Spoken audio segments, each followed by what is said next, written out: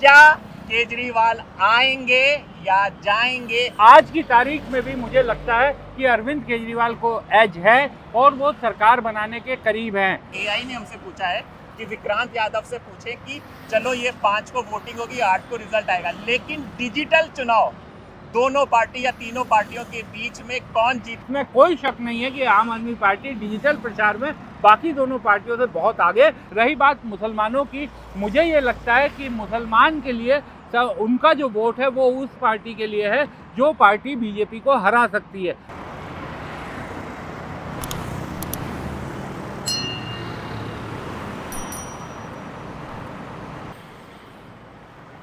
नमस्कार, मेरा नाम हैदर अब्बास नकवी है और आप लोग मुझको इस वक्त दा स्वतंत्र पर देख रहे हैं। जी हाँ, फरवरी की शुरुआत हो चुकी है और एक मैसेज बहुत वायरल हो रहा है। वो मैसेज ये वायरल हो रहा है कि ये फरवरी, जी हाँ, ये जो साल की फरवरी आई है ये 823 साल पहले आई थी। यानी कि जहाँ 4 Sunday, 4 Monday, 4 Wednesday, 4 Thursday, 4 Friday और 4 सैटरडे। देखिए, इस बात पे तो हम जांच पड़ताल नहीं कर सकते, लेकिन जो हम ठोक कर सकते हैं वो दिल्ली चुनाव की। जी हाँ, दिल्ली चुनाव में अब कहां तक पहुंचा है ये चुनाव, इसको जानने के लिए हमारे सहयोगी विक्रांत यादव हमारे साथ हैं। तो हम लोग आपको बताएंगे कि दिल्ली चुनाव की इस वक्त क्या स्थिति है। विक्रांत, पहले तो आपको मुबारकबाद की 50,000 सब्सक्राइबर पूरे हो गए हैं। तो अब आपको चैनल चलाना आसान लग रहा है, मुश्किल लग रहा है? ये हम सबकी मेहनत है हैदर, और इसमें पूरी टीम का बहुत योगदान रहा और निश्चित तौर पर जो दर्शकों का प्यार मिल रहा है उससे ये यकीन होने लगा है कि हम जल्दी 50,000 से आगे 50 लाख तक भी पहुंचते हुए दिखाई देंगे। इंशाल्लाह हम लोग कामयाबी मिले। अब सवाल वही जो पहले सवाल था और 2025 के पहले दिन फरवरी में भी वही सवाल पूछ रहे हैं, क्या केजरीवाल आएंगे या जाएंगे? इसकी इस वक्त क्या स्थिति है? देखिए हैदर साहब, मैं इस चुनाव को पिछले 1 महीने के अंदर इस चुनाव ने बहुत रंग देखे हैं और जिस तरह का दिल्ली का चुनाव हुआ है, मुझे नहीं लगता कि अभी हाल फिलहाल में किसी भी राज्य में इस तरीके का चुनाव हुआ होगा। अरविंद केजरीवाल एक सेंटर पॉइंट अब दिल्ली की राजनीति के बन गए हैं। पूरा चुनाव अरविंद केजरीवाल के इर्द गिर्द हुआ और सबसे बड़ा सवाल ये नहीं है कि चुनाव कौन जीतेगा, बीजेपी जीतेगी या आम आदमी पार्टी जीतेगी या कांग्रेस का रिवाइवल होगा। सबसे बड़ा सवाल हर आदमी के जहन में यही है जो आपने पूछा है कि केजरीवाल रहेंगे या केजरीवाल जाएंगे। तो अब आज की तारीख में भी जब चुनाव बिल्कुल हमारे सामने है और वोट डालने के लिए दिल्ली की जनता तैयार है, मुझे लगता है कि बीजेपी ने बहुत अच्छा अपना चुनाव लड़ा, आम आदमी पार्टी ने भी बहुत शानदार चुनाव लड़ा, कांग्रेस ने देर कर दी आते आते, और जब उसने अपने चुनाव प्रचार को एक तरह से रफ्तार दी तब तक बहुत देर हो चुकी थी।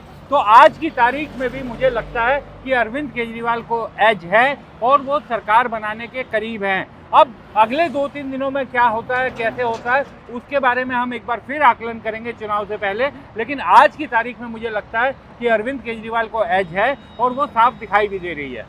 विक्रांत, हमें ये भी समझाइए कि पहले सबने रेवड़ियों का बड़ा आरोप लगाया। मैं दूसरे शहरों में गया, जैसे बॉम्बे में गया, तो सबने हम पे भी तोहमत लगाई कि आप लोग मुफ्त की रेवड़ियाँ खाने की आदत हो गई है, फ्री बीज की आदत हो गई। लेकिन इस चुनाव में सारी पार्टियों ने अपनी अपनी रेवड़ियाँ पेश कर दी हैं। तो मतदाता क्या कंफ्यूज आपको दिख रहा है कि किसकी रेवड़ी इस बार चुनेगा? देखिए हैदर साहब, एक चीज़ तो जब इसे रेवड़ी कहा जाता था, मेरी हमेशा से इस पर आपत्ति रही है, क्योंकि जो सरकार पैसा बांट रही है या जो सुविधाएं दे रही है, जो वो काम कर रही है, वो सरकार के पास हमारा ही पैसा है, वो हमें हमारा ही पैसा वापस लौटा रही है। अब आप एक छोटी सी चीज़ समझिए कि मैं हमेशा से कहता हूँ कि शिक्षा और स्वास्थ्य इस देश में हर आदमी के लिए निःशुल्क होनी चाहिए और वर्ल्ड क्लास निःशुल्क होनी चाहिए। कुछ भी खर्चा आपके शिक्षा और स्वास्थ्य का है वो पूरी तरह से सरकारों को वहन करना चाहिए। हम कैपिटलिस्ट नहीं है, हम लोग डेमोक्रेटिक स्ट्रक्चर में रहते हैं और लोकतांत्रिक देश में सरकार का ये कर्तव्य बनता है कि वो अपने नागरिकों को ये सुविधाएं दे।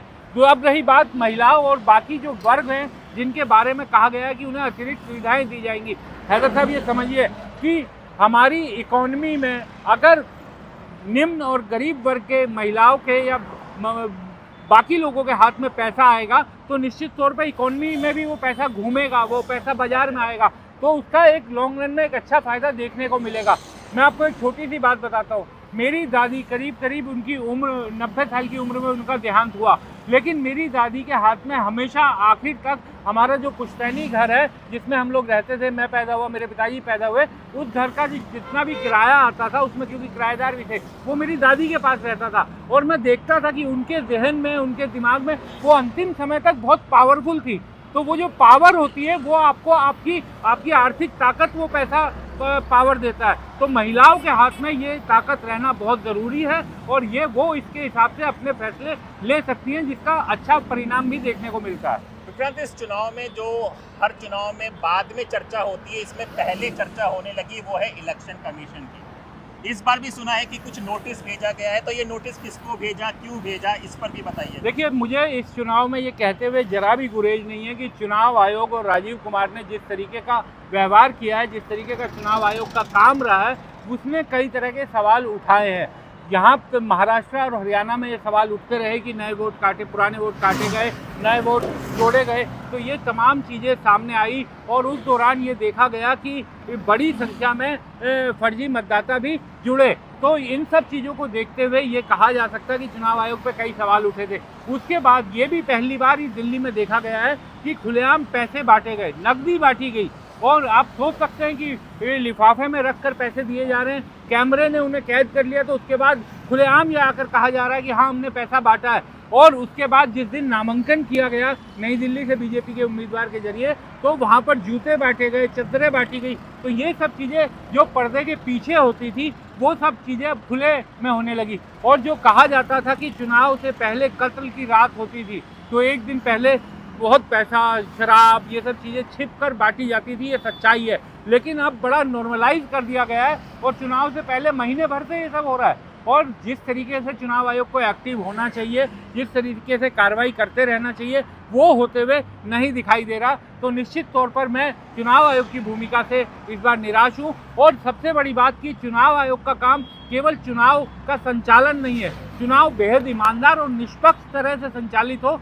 ये भी चुनाव आयोग की जवाबदेही है। और निष्पक्षता साफ दिखाई देनी चाहिए और लोगों में जो जिस तरीके के गलत काम होते हैं चुनाव के दौरान, चुनावी आचार संहिता का उल्लंघन होता है, इसके खिलाफ कार्रवाई करते हुए दिखाई देना चाहिए, ताकि लोगों का चुनाव में, चुनावी तंत्र में विश्वास बना रहे।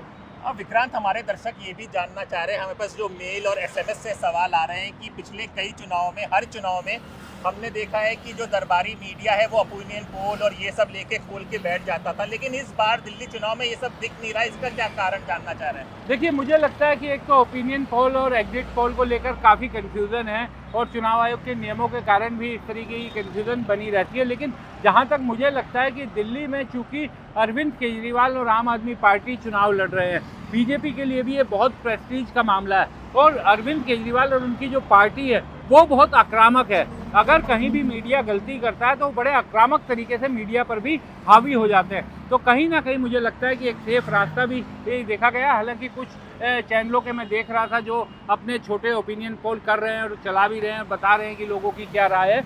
हालांकि इस बार उम्मीद ये की जानी चाहिए कि जब एग्जिट पोल पोल हो जाएगा, उसके बाद एग्जिट पोल जब निकलेंगे तो उससे एक साफ तस्वीर निकलकर सामने आएगी कि दिल्ली के लोगों ने किस तरीके का वोट किया। क्योंकि 5 और 8 के बीच में जो फ़र्क है 3 दिनों का, उन 3 दिनों के लिए भी लोगों के पास, जनता के पास काफ़ी मसाला रहेगा देखने के लिए। दूसरा जो सबसे इम्पोर्टेंट बात है कि दलित और अगर मुसलमान वोटरों की हम लोग बात करें तो इन्होंने कुछ मन बनाया, कुछ दिख रहा है हमें कि अभी इनमें भी सब खामोशी चल रही है? देखिए हैदर साहब, मुझे लगता है कि दलित वोटर जो है वो दलित वोटर एकदम, आप ये मान के चलिए कि दलित हो या फिर बाकी जो समाज के में निम्न आय वर्ग के लोग या मुस्लिम भी उनमें शामिल कर सकते हैं, मिडिल क्लास भी यहाँ तक कि उनमें शामिल कर सकते हैं। ये तमाम लोग दिल्ली में एक चीज़ से बहुत प्रभावित है, जो दिल्ली में सुविधाएं मिल रही है, बिजली और पानी, ये और महिलाओं को फ्री बस राइड, ये तमाम ऐसी सुविधाएं हैं जो इन वर्ग के लोग, मिडिल क्लास तक के वर्ग के लोग बहुत इस्तेमाल करते हैं। तो उनके लिए सीधे फ़ायदे की बात है। रही बात मुसलमानों की, मुझे ये लगता है कि मुसलमान के लिए उनका जो वोट है वो उस पार्टी के लिए है जो पार्टी बीजेपी को हरा सकती है। और दिल्ली में ये हमने अलग अलग राज्यों में भी देखा और दिल्ली में भी इससे अलग उनका मत बिल्कुल नहीं जाएगा। मुझे ऐसा लगता है कांग्रेस ने कोशिश की कि मुस्लिमों को अपने साथ वापस जोड़ने के लिए, लेकिन मुस्लिमों में वो विश्वास नहीं बन पाया है कि कांग्रेस जीत सकती है। तो ये विश्वास ना बन पाने के कारण मुस्लिमों का वोट मुझे लगता है कि आम आदमी पार्टी की तरफ जाएगा। और मुसलमान हमेशा से टैक्टिकल वोटिंग करता है, सोच समझकर वोटिंग करता है, और वो ये पूरा इत्मीनान करता है कि कौन बीजेपी को हरा रहा है। तो दिल्ली में बीजेपी के साथ टक्कर लेते हुए आम आदमी पार्टी दिखाई दे रही है। तो मुझे लगता है मुसलमानों में भी किसी तरह की कोई कन्फ्यूज़न नहीं है। हाँ, दूसरा हम ये सवाल जानना चाह रहे हैं कि जब चुनाव शुरू हुए थे तो कहा गया था अम्बेडकर अम्बेडकर अम्बेडकर, इतनी बार नाम लिया जाए तो भगवान का हो जाए। दूसरा पूर्वांचलियों को लेके, यानी कि नड्डा साहब और अमित शाह का जो बयान है वो अभी भी कहीं किसी के दिल में होगा या वो सब कुछ साफ हो चुका होगा? देखिए, मुझे लगता है कि जिस तरह से, हालांकि गृह मंत्री और बीजेपी ने बाद में साफ किया कि वो उस तरीके से बात नहीं थी, उनके बयान को काटा गया, लेकिन कहीं ना कहीं उनके बयान में जो एक कहा जा सकता है कि उन अम्बेडकर अम्बेडकर अम्बेडकर उसमें जो तंज एक दिखाई दे रहा था, वो कहीं ना कहीं दलितों को काफ़ी चुभा और दलितों को वो एक तरह से कहा जा सकता है कि उनके जहन में बैठ गया, मन में बैठ गया उनके। तो वो निकलना थोड़ा मुश्किल है। बीजेपी ने इसीलिए बहुत आउटरीच की, दलितों के लिए बताया कि हमने दलितों के लिए क्या क्या योजनाएं शुरू की हैं, लेकिन वो विश्वास वापस पा पाना थोड़ा मुश्किल है। और दूसरा, आपने पूर्वांचलियों की बात की, दिल्ली में ये सही बात है कि पूर्वांचली वोट बंटते रहे हैं, लेकिन उसका बड़ा चंक अरविंद केजरीवाल को मिलता है, जिस कारण उनके पिछले चुनाव में भी हुआ। इस बार बीजेपी ने, मुझे समझ में नहीं आ रहा कि बीजेपी ने दिल्ली में केवल 4 या 5 पूर्वांचली नेताओं को टिकट दिया है, आम आदमी पार्टी ने 11-12 को दिया है। तो पूर्वांचली जो जनसंख्या है, दिल्ली की डेमोग्राफी पिछले 10-15-20 सालों में पूरी तरह से बदल गई है। पहले दिल्ली पंजाबी बनियों की दिल्ली होती थी, अब दिल्ली पूर्वांचली एक बड़ा योगदान उसमें देते हैं। तो क्या सोचकर, किस रणनीति के तहत कम सीटें दी, और उससे पहले इस तरीके के बयान होना, और शहजाद पूनावाला का एक टीवी पे जो चर्चित बयान आया था बहुत ही आपत्तिजनक, इन सब चीज़ों को देखते हुए मुझे ये रणनीति नहीं समझ में आई कि पूर्वांचलियों को कम सीटें देना बीजेपी ने किस रणनीति के तहत किया है। तो ये ए फैक्टर, यानी अरविंद और अखिलेश का जो फैक्टर है, ये काम करेगा कुछ? मुझे लगता है कि देखिए, अखिलेश हो या टीएमसी के बाकी नेता, मुझे लगता है कि एक तो परसेप्शन बिल्डिंग में बहुत बड़ा योगदान होता है कि तमाम बड़े नेता जो हैं विपक्ष के, वो अरविंद केजरीवाल के साथ खड़े हो रहे हैं। और ममता बनर्जी की पार्टी का यहाँ पर उतना असर ना हो, लेकिन कुछ पॉकेट्स में ये बंगाली समुदाय बड़ी संख्या में रहता है। लेकिन अखिलेश यादव की तुलना आप उनसे नहीं कर सकते, क्योंकि अखिलेश यादव को चाहने वाले दिल्ली में भी बहुत बड़ी संख्या है, बहुत बड़ी संख्या में पूर्वांचली यहाँ रहते हैं। और यादव समाज जो है, उनके निश्चित तौर पर अखिलेश यादव और मुलायम सिंह यादव, उनका परिवार एक बड़ा प्रभाव रखता है। तो दिल्ली में यादवों के भी कुछ गांव हैं, तो इन सब चीज़ों के यादव वोटर और पूर्वांचली वोटर और तमाम इन चीज़ों को देखते हुए मुझे लगता है कि अखिलेश के आने से अरविंद केजरीवाल को फायदा ही होगा। दूसरा, जो कहीं पर भी जिक्र नहीं हो रहा है कि हमें पता है, हम लोग दिल्ली के रहने वाले हैं, यहाँ पे जन्म हुआ है, यहाँ पे जाट और गुर्जर का बहुत बड़ा होल्ड है। हम देखते हैं कि दिल्ली यूनिवर्सिटी में किस तरह से उनका वर्चस्व चलता है, तो उनकी क्या स्थिति और वो किस तरफ झुकाव दिख रहा है? देखिए, बिल्कुल निश्चित तौर पर दिल्ली में जाटों का और गुजर का सभी पार्टियां उन्हें लुभाने की भी कोशिश कर रही हैं, और बाहरी दिल्ली के ज़्यादातर सीटों पर जाट समुदाय, गुजर समुदाय, ये सब लोग बड़ा प्रभाव रखते हैं। तो मुझे ऐसा लगता है कि जाटों में अरविंद केजरीवाल ने जो, आपको याद होगा कि ये कहा कि जाटों को दिल्ली में ओबीसी अब क्यों नहीं मिलता, वो केंद्र सरकार को देना चाहिए, केंद्र सरकार के पास उन्होंने मांग की। तो निश्चित तौर पर उनकी तरफ से भी कोशिश की गई, और बीजेपी की तरफ से भी ये दिखाने की कोशिश की गई कि जाटों को हमने टिकट ज़्यादा दिया है, तो हमारे साथ जाट जुड़े हुए। लेकिन मुझे लगता है कि जाट हो या गुजर हो, इन सबको ये नहीं कहा जा सकता कि पूरा वर्ग किसी एक खास पार्टी की तरफ जाएगा। तीनों पार्टियों को इनके वोट मिलेंगे। जो कैंडिडेट जहाँ पर मजबूत होगा, जिस तरीके से होगा, उसको अपनी पार्टी के हिसाब से वोट मिलते हुए दिखाई देंगे। विक्रांत, 2 सीटों पर हम लोग बात करना चाह रहे हैं, क्योंकि 2 सीटों पर AIM ने अपने कैंडिडेट खड़े किए हैं, मुस्तफाबाद और ओखला में। तो यहाँ पर कुछ मतदाताओं को कुछ बदलते हुए आपने देखा है, क्योंकि आप गए थे, आपने बात भी की थी, इसका भी बताइए। मुझे लगता है कि दोनों ही सीटों पर दोनों उम्मीदवारों को लेकर मुसलमानों में एक सहानुभूति है, सिंपैथी है। वो ये मानते हैं कि इनके साथ नाजायज़ हुआ, इनके साथ गुनाह हुआ, लेकिन उसके बावजूद मुझे अभी थोड़ी शंका है कि वो वोट में कन्वर्ट होगा कि नहीं होगा, क्योंकि वही आखिर में बात आ जाती है कि वो उनसे सहानुभूति तो रखते हैं, जैसे कांग्रेस से प्रेम तो करते हैं, लेकिन कांग्रेस को वोट मिलेगा या नहीं मिलेगा, इसमें मुझे हमेशा संदेह है, क्योंकि कांग्रेस जीतते हुए नहीं दिखाई दे रही। और इन दोनों सीटों पर भी आम आदमी पार्टी सबसे मजबूत उम्मीदवार के रूप में चुनावी मैदान में है। अब कितना सहानुभूति का वोट इनके पास जाता है, क्या उससे सीट का समीकरण कुछ बिगड़ता है, इसको अभी हमें आखिरी दिन तक इंतज़ार करना होगा। क्योंकि मुस्लिम, ये इस बात में कोई दो राय नहीं है कि मुस्लिम समुदाय में दोनों को लेकर सिंपैथी है, लेकिन उनका वोट ट्रांसलेट होगा, इसमें मुझे थोड़ा संशय है। रोड पे उतर आए हैं तो इसको देखकर कुछ देखिए, बिल्कुल उनके दोनों के चुनाव प्रचार को अगर हम देखें, तभी मैं कह रहा हूँ कि उनके आने से फर्क पड़ा है, लेकिन उनके साथ लोग जुड़े हुए हैं, भावनात्मक जुड़ाव है, लोग उनसे कह रहे हैं कि आपके साथ गलत हुआ है, लेकिन क्या वो वोटिंग के दिन जाकर उनका बटन दबाएंगे, इसके लिए हमें थोड़ा इंतज़ार करना होगा। क्योंकि आप ये याद रखिए कि मुसलमान जो है उसके लिए सबसे बड़ी चीज़ ये है कि वो ये चाहता है कि बीजेपी ना जीते, बीजेपी से उसे तमाम तरह की दिक्कतें हैं, तो वो अपने वोट को उसी दिन इस्तेमाल करेगा और वो उसी समय पता चलेगा कि क्या सहानुभूति उस पर भारी पड़ी या फिर उसने अपनी सोच के मुताबिक वोट दिया। कांग्रेस को आप कहाँ देखते हैं? प्रियंका गांधी भी उतर आई हैं, राहुल गांधी की फिर वापसी हो गई है। आपकी एक रिपोर्ट देखा था कि राहुल गांधी बीमार नहीं, नाराज हैं, अब प्रियंका गांधी भी कर रहे हैं, तो कुछ तो 170 में से एक जगह तो कुछ आपको। देखिए, मुझे लगता है कि कांग्रेस दिल्ली की करीब 6-7 सीटों पर कांग्रेस चुनाव लड़ रही है। आप लड़ 70 पे ही रही है, लेकिन 6-7 जगह पर वो तेज़ी से प्रचार के साथ लड़ते हुए दिखाई दे रही है। इसमें से 3 सीटों पर मुझे कांग्रेस के, जितना मैं अपने लोगों बातचीत करके लोगों से पता कर रहा हूँ, स्थानीय लोगों से, तो 3 जगह कांग्रेस अच्छा चुनाव लड़ते हुए दिखाई दे रही है। इसमें से पहले नंबर पर है कस्तूरबा नगर, अभिषेक दत्त बहुत अच्छा चुनाव लड़ रहे हैं, वो नंबर 1-2 की लड़ाई लड़ रहे हैं। तो एक अकेली यही सीट है जहाँ पर कांग्रेस सब आगे दिखाई दे रही है, नंबर 1 और नंबर 2 की लड़ाई में बनी हुई है। दूसरा नांगलोई जट और तीसरा बादली, जहाँ से दिल्ली प्रदेश कांग्रेस के प्रदेश अध्यक्ष देवेंद्र यादव चुनाव मैदान में खड़े हैं। तो ये 3 सीटें जहाँ पर कांग्रेस मजबूती से लड़ते हुए दिखाई दे रही है। और संदीप दीक्षित या फिर कालका जी की जो सीट की बात करते हैं, अलका लांबा, मुझे लगता है कि इन दोनों ही सीटों पर वो तीसरे नंबर की लड़ाई में बने हुए हैं। बस ये देखना होगा कि वो कितने वोट काटने में कामयाब होते हैं। विक्रांत, आपने जैसे कहा कि वैसे ओपिनियन पोल बड़े चैनलों में नहीं हो रहा है, लेकिन छोटे चैनल और ट्विटर में कुछ हमें दिख रहा है। जो वो दिख रहा है, तो उसमें बीजेपी को कितना गेन बताया जा रहा है, कुछ ऐसा? देखिए, बीजेपी गेन तो कर रही है। बीजेपी की इस बार जो मुझे ऐसा दिखाई दे रहा है, जितना सर्वे वगैरह मैंने देखे हैं, जितना लोगों से बात भी कर रहे हैं, तो एक बड़ी चर्चा ये है कि बीजेपी 18-20 तक आ सकती है। तो बीजेपी अगर 18-20 तक भी आती है तो ये बीजेपी के लिए बड़ा जंप है। पिछली बार उसने 39% वोट पाया था, लेकिन सीटें उसे नहीं मिल पाई थी, सीटें 7-8 के करीब उसकी सीट रही थी। इस बार अगर वो 20 तक भी पहुंचती है तो निश्चित तौर पर ये अरविंद केजरीवाल, घटेगी उनकी सीटें तभी उनकी बीजेपी की बढ़ेगी। तो अरविंद केजरीवाल 50 से नीचे रहेंगे या ऊपर रहेंगे, इसका पूरा दारोमदार अब इस पर है कि बीजेपी कहाँ तक पहुँचती है।